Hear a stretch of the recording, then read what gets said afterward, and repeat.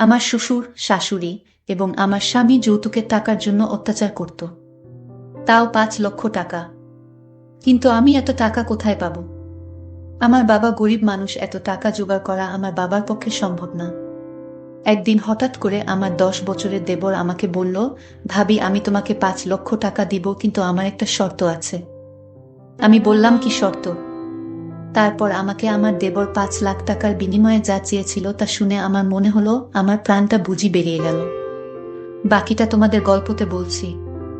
যেদিন এক ঘর ভর্তি লোকের সামনে আমার শাশুড়িমা আমাকে বললেন, ছেলে আমার বিয়ে পাস, তাকে জন্ম দিতে কম কষ্ট হয়নি, জীবন মরণ প্রশ্ন গেছে, সেই ছেলেকে লেখাপড়া করিয়ে মানুষ করতে কম খরচ চায়নি আমার, তার খরচ কিছুটা তো তোমার বাবা মাকে পোষাতে বলো।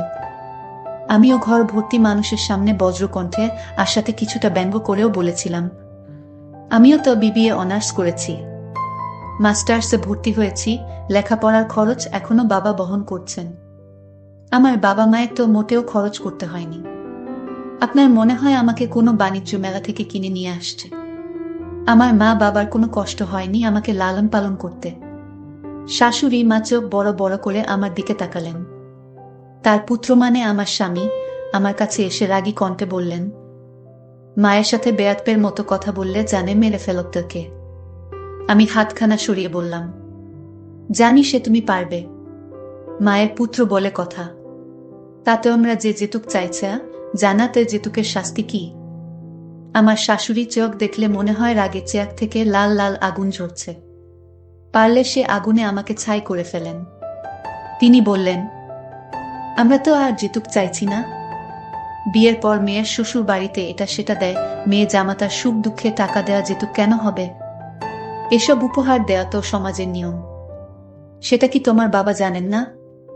জি মা, বর্তমান সমাজে যেতুকের আরেক নাম উপহার। শাশুড়ি মা বেশ রেগেই বললেন, নিজের মেয়ে জামাইকে এতটুকু সাহায্য করতে না পারলে তোমার বাবা মেয়ে কেন বিয়ে দিলা? ঘরে খুঁটি করে রাখত। তারা তো আর আপনাদের উপহার চাইবার নিয়ম জানতো না, তাই বিয়ে দিয়েছেন। বেশি কথা বলবা না। মুখে মুখে তর্ক আমার পছন্দ না। বাবার বাড়ি থেকে টাকার ব্যবস্থা করে না আনতে পারলে তালাকনামা হাতে ধরিয়ে দিব, তারপর ঘর থেকে বের করে দিব। আমি কাচুমাচু মুখ করে বললাম, এমনটা করবেন না প্লিজ মা। তালাক হলে লোকে কি বলবে? সমাজে মুখ দেখাব কি করে? আমার জীবন তো নষ্ট হয়ে যাবে। আমি এখনই বাবার বাসায় গিয়ে তাকে বলছি, তিনি যেভাবেই হোক টাকার ব্যবস্থা করে ফেলবেন। দেখলাম তাদের চোখে মুখে বিশ্বজয়ের আনন্দ।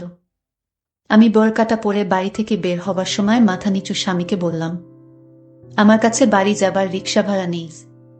তিনি ১০০ টাকার একটা নোট আমাকে দিলেন আর বললেন, কথা বলে জলদি বাড়ি ফিরবি। আমি টাকাটা নিয়ে ঘর থেকে বের হতে হতে শুনলাম শাশুড়ি বললেন, কাকে কিভাবে পরাস্ত করতে হয় আমার জানা আছে, কার দুর্বলতা কি আমি জানি। আমি চিন্তায় পড়ে গেলাম, কেমন করে এত টাকা জোগাড় করব? আমার বাবা একজন অসহায় মানুষ, তিনি এত টাকা কোথায় পাবে? আমিও কিছুই ভাবতে পারছি না। কি করব আমার মাথায় কাজ করছে না। আসলে মেয়েদের কপালটা এরকমই হয় নাকি? আমি যদি টাকা নিয়ে বাড়িতে ফিরতে না পারি তাহলে আমাকে তালাকনামা দিয়ে দিবে। আমি এটা কিভাবে সহ্য করব? আমি তা কিছুতেই সহ্য করতে পারবো না। মানুষের জীবনে বিয়ে একবার হয়। এসব দুশ্চিন্তা আমার মাথায় ঘুরপাক খাচ্ছিল। আমি এখন কি করব? এসব ভাবতে ভাবতে বাবার বাড়ি গেলাম। বাবার বাড়ি গিয়ে দেখি বাবা অসুস্থ। আমার মা মারা গেছেন আমার বয়স যখন ১০ বছর তখন। আমাকে আমার বাবা খুব কষ্ট করে বড় করেছে এবং লেখাপড়া করিয়ে মানুষ করেছে। আমার নামটা মা রেখেছিল আয়েশা। বাবা আমাকে ধুমধাম করে বিয়ে দিয়েছিল। যাই হোক, বাবার অসুস্থতা দেখে আমি কিছুতেই শ্বশুরবাড়ির ঘটনাটা শেয়ার করতে পারছি না। বাবা শুনলে হয়তো বাবার মনটা অনেক খারাপ হয়ে যেতে পারে। এমনও হতে পারে বাবার অসুস্থতাও বেড়ে যেতে পারে। আর তাই বাবাকে বলতে পারছি না, কিন্তু বাবা ছাড়া আমার যে পৃথিবীতে আর কেই নেই। বাবাকে তো বলতেই হবে। আমি কি করব এসব ভাবতে ভাবতে আস্তে করে বাবাকে ডাক দিলাম। বাবা আমার ডাক শুনে বিছানা থেকে উঠে বসল। কিরে মা, তুই কখন আসলি? একাই আসলি নাকি? জামাই আসে নাই, আর তোর মুখটা এমন শূন্য দেখাচ্ছে কেন মা? তোর কি হয়েছে মা, আমায় খুলে বল মা। বাবাকে জড়িয়ে ধরে কান্না করে বললাম, বাবা, আমার শ্বশুর শাশুড়ি, আমার স্বামী তার আমার কাছে যৌতুক চাচ্ছে। বলেছে 5 লাখ টাকা নিয়ে যেতে। যদি 5 লক্ষ টাকা না নিয়ে যেতে পারি তাহলে সে আমারে তাদের বাড়িতে রাখবো না, ডিভোর্স দিয়ে দিবে বাবা। আমার বাবা আমার কথা শুনে বলল, মা তুই কোনো চিন্তা করিস না, আমি টাকার ব্যবস্থা করতেছি। কিন্তু বাবা কোথায় থেকে টাকার ব্যবস্থা করবে? আমাদের তো বাড়ির জায়গাটা ছাড়া আর কিছুই নেই। আমার বাবা বাড়িটা বন্ধক দিতে চাইল, আমি তখন বাধা দিলাম। না বাবা, আমার জন্য বাড়িটা বন্ধক দিলে তুমি কোথায় থাকবে? আর টাকা শোধ করতে না পারলে তো এই বাড়ি নিয়ে যাবে। তার চেয়ে বরং আমি আমার স্বামীর বাসায় ফিরব না, আর যাব না। আমি তোমার সাথেই বাড়িতে থাকি। তারপরের দিন আমার দেবর আসলে আমার বাড়িতে এসে বলল, ভাবি তুমি অনেক সুন্দরী লক্ষ্মী একটা মেয়ে, তোমার প্রতি ভাইয়া আমার মা এরকম যৌতুকের জন্য তোমাকে নির্যাতন করতে পারে। এটা আমার কাছে খুবই খারাপ লাগে ভাবি। আমার দেবরের নাম জিনুক, বয়স মাত্র 10 বছর। আর এই 10 বছরের দেবর আমার কোনো কষ্ট দেখতে পারত না। আমার দেবর ছোট মানুষ, বলতে গেলেই একটা বাচ্চা মানুষ। যাইতোক দেবর আমায় বলল, ভাবি আমি তোমাকে 5 লাখ টাকা দিব, কিন্তু একটা শর্ত আছে। আমি বললাম, কি শর্ত? আর তুমি ছোট মানুষ, তুমি এত টাকা কোথায় পাবে? আরে ভাবি, আমি ছোট হলে কি হবে? আমার মাথায় যে জ্ঞান আছে, তোমার মাথায় সেই জ্ঞান নেই, এবং কি আমার ভাইয়াও তা পারবে না। আমি তো আমার দেবরের কথা শুনে অবাক, কি বলে পাগলের মতো। তবে ভাবি আমার একটা শর্ত আছে, যদি শর্ত মানতে রাজি হও তাহলে আমি তোমাকে টাকা দিব। আমি বললাম, নিজে একটা চকলেট কিনে খেতে পারে না, আর সে নাকি আমাকে 5 লাখ টাকা দিবে।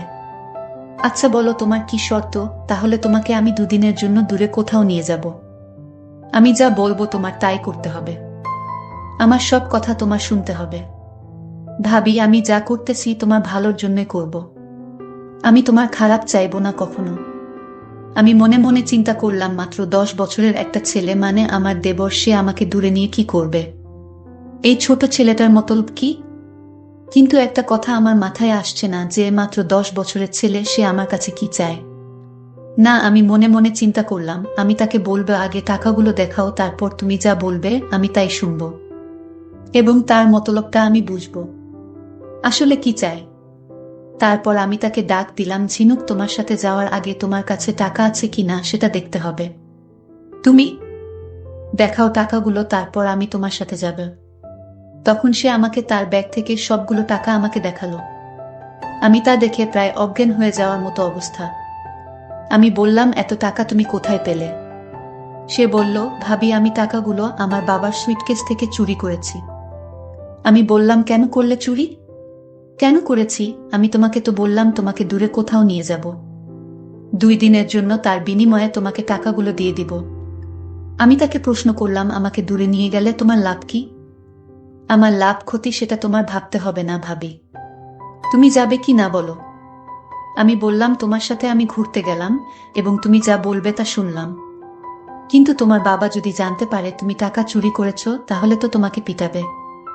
আমি বললাম, সে চিন্তা তোমার করতে হবে না, বেশি কথা না বলে আমার সাথে চলো। আমি তার মনের উদ্দেশ্যটা জানার জন্য তার সাথে ঘুরতে যেতে রাজি হলাম।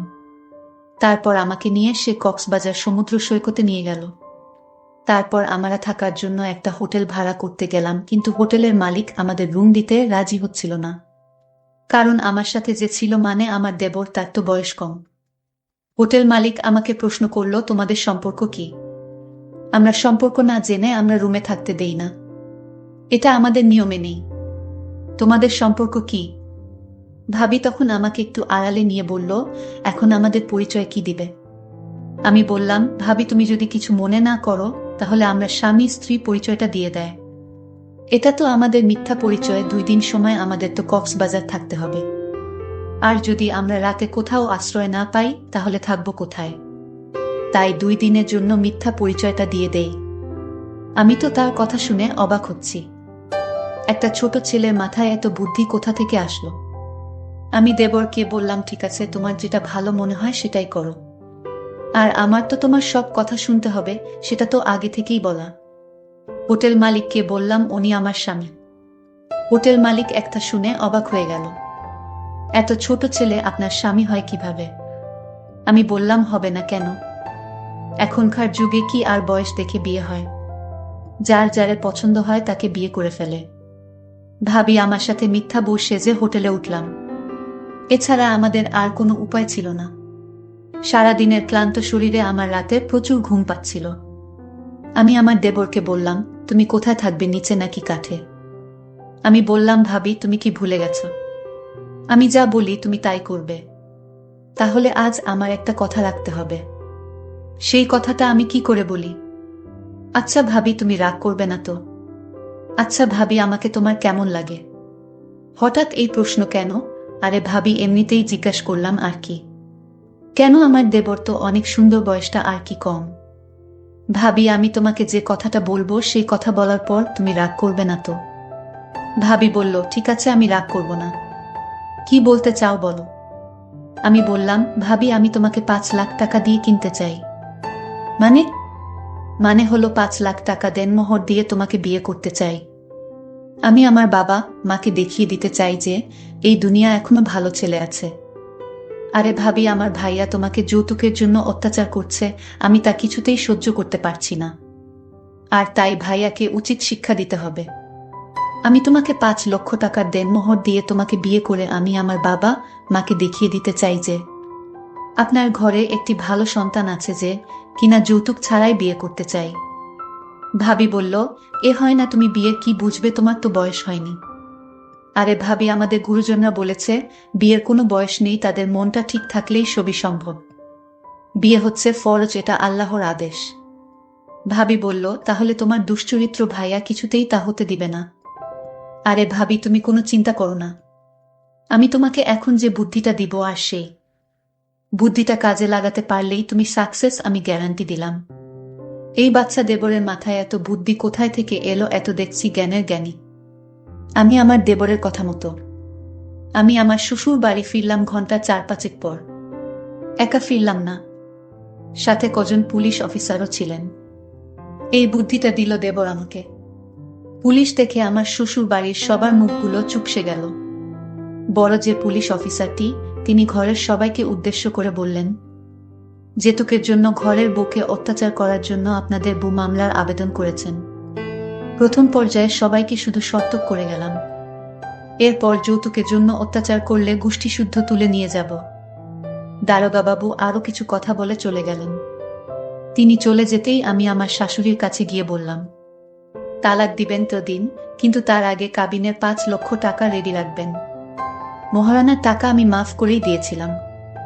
আসলে বিয়ের প্রথম রাতে আপনার ছেলে মিষ্টি মিষ্টি কথা বলে তা মাফ করিয়ে নিয়েছিলেন, কিন্তু এখন সেটা আমার চাই। আজকের ঘটনার পর মাফ করার তো প্রশ্নই ওঠে না। উল্টো আমাকে মহারানা না দিয়ে বিয়ে করার দায়ে আপনার ছেলেকে মামলা করে ফাঁসিয়ে দিব। ও হ্যাঁ, আমাকে মারার চিন্তা ভুলেও করবেন না। আমি থানায় লিখিতভাবে বলে এসেছি, আমার সাথে অনাকাঙ্ক্ষিত কিছু ঘটলে, কোনো দুর্ঘটনা কিংবা যে কোনো ক্ষতি আমার হলে পুলিশ এসে আপনাদেরকেই ধরবে। আর হ্যাঁ, আমার কাবিনের টাকা রেডি করে জলদি আমাকে মুক্তি দিন। এমন লোভী পরিবারে থাকতে আমার গা গিন গিন করছে। এখন বাবার বাড়ি যাচ্ছি, নয়তো দেখা যাবে আমাকে মেরে অ্যাক্সিডেন্ট বলে চালিয়ে দিবেন। পরে পুলিশ আপনাদের ধরে শুলে চড়ালেও তো আমি তা দেখতে পারবো না, জীবিত হব না। নিজের সেফটি ফার্স্ট।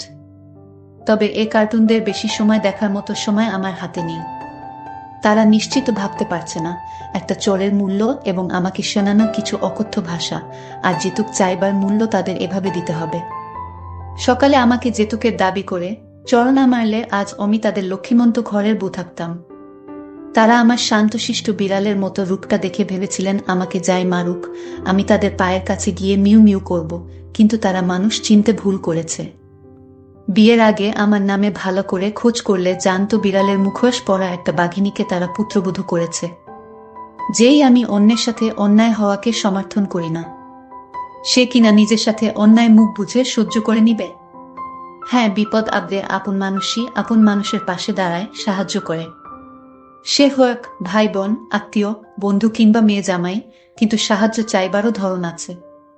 তারা আমাকে বুঝিয়ে বলতে পারো তো ধার হিসাবে নিবে বা এখন সাহায্য করুক পরে ফিরিয়ে দিবে, কিন্তু তাদের চাইবার ধরন যেন আমার বাবার কাছে তারা টাকা পায়। অথবা আমার বাবা মেয়ে বিয়ে দিয়ে খুব ঠেকে গেছে, তাদের টাকা দিতে বাবা বাধ্য। যে যেমন তার সাথে তেমনই করতে হয়, যেমন কুকুর তেমন মুগুর। যাই হোক, বাবার বাড়ি যাচ্ছি, বাবাকে ঘটনাটা বলতে হবে। জানি বাবা শুনলে মুচকি হেসে বলবেন, ঠিক করেছিস। আমার মায়ের বাংলাদেশ, বাংলার সরল মায়ের মতোই চিন্তায় কেঁদে কেটে এক করবে। তাকেও সামলাতে হবে। সকাল থেকে কি খারাপ দিনটাই না গেল, আর সহ্য হচ্ছে না। চা খেতে হবে, কড়া লিকার। আমি বাবাকে বললাম, বাবা এমস্ত কিছু করেছে এবং আমাকে বুদ্ধি দিয়েছে আমার 10 বছরের দেবর। তার কোনো তুলনা হয় না। তার মাথায় এত বুদ্ধি আল্লাহ দিয়েছেন। আজ যদি এমন একটা দেবর আমার পাশে না থাকতো, তাহলে আমার কি অবস্থা হতো বাবা? আমার কথাগুলো শুনে বাবা কান্না গলায় বলল, তোর দেবর কোথায়? ওকে ডাক, ওকে আমি সেলুট জানাই। আমার দেবর তখন বাবার সামনে আসলো আর বাবাকে বলল, বাবা এটা ছিল আমার কর্তব্য। সমাজে কেন নারীরা যৌতুকে দায়ে নির্যাতিত হবে? তার কিছুদিন পর আমি আমার স্বামীকে ডিভোর্স দিয়ে দিলাম। বাবার সম্মতিতে আমি 10 বছরের লক্ষ্মী দেবরকে বিয়ে করে নিলাম। আমি এমনি একটা ভালো ছেলে চেয়েছিলাম। আল্লাহর কাছে চাইলে খালি হাতে ফেরত দেন নাই। আমি বিয়ের আগে নামাজ পড়ে দোয়া করতাম, আমি হে আল্লাহ, তুমি আমার জীবনে একটা ভালো মানুষ দিও। আজ সেই আশা আল্লাহ পূরণ করেছে। যেতুক নামক সামাজিক ব্যাধির চিকিৎসা কিছুটা কেশলে করতে হবে। আজ আমার দেবরের মতো কৌশল ব্যবহার করলে বা সমাজের প্রত্যেক ছেলে যদি আমার দেবরের মতো হতো, তাহলে সমাজ পরিবর্তন হয়ে যেত খুব সহজে।